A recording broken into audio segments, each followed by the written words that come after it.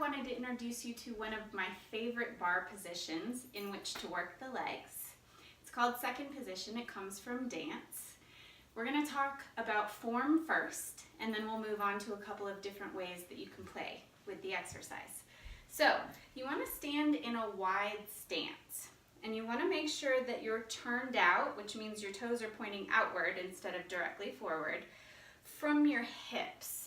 So a good way to test that, if you've never done this before, is you stand in a parallel position with your legs together, rock your weight slightly back into your heels, and then turn your legs out to make a V position from your hips.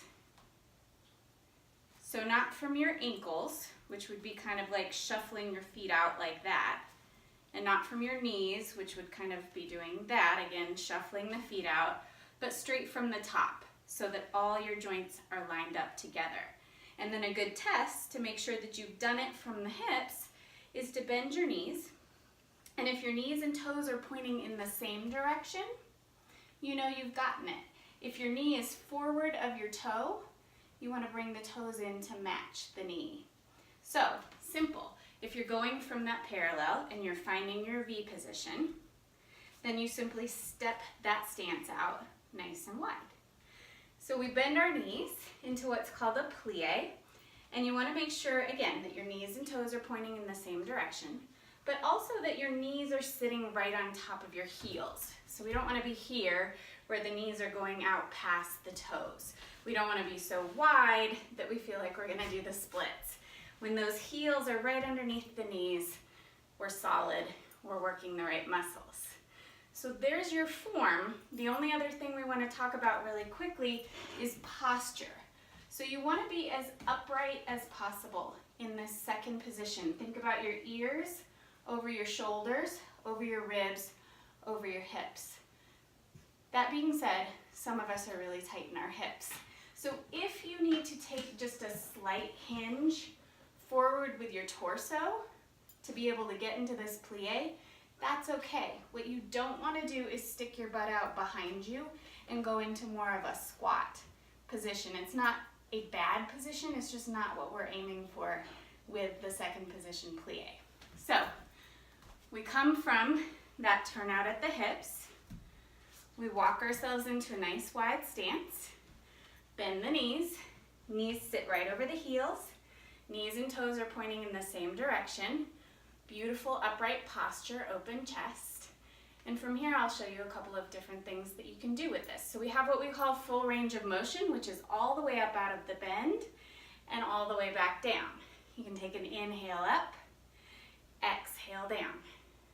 Inhale up, exhale down.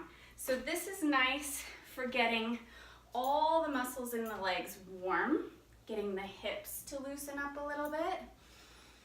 So you're going to feel this in your quads, your thighs.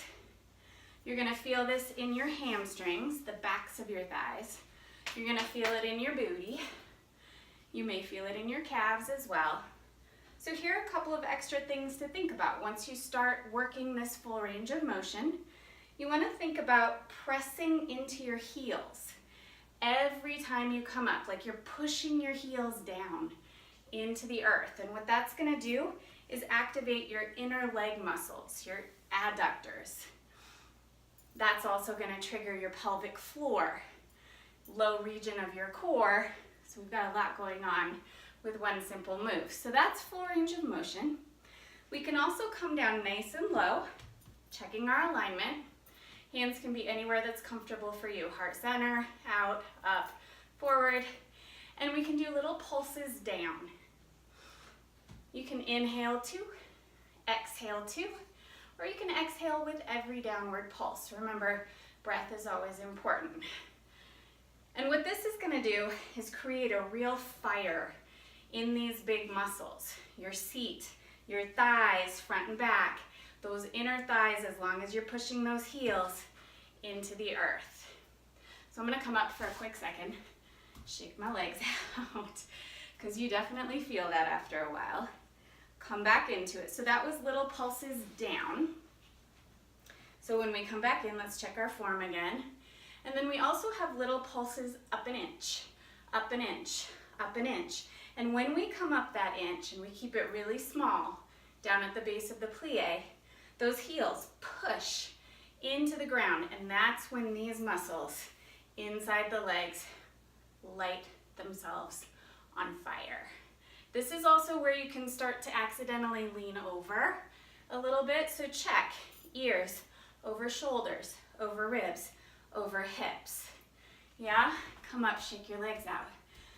So once you've practiced that for a while and it gets easier and you want to take it up a notch, it is possible to do this with the heels lifted up on the balls of the feet.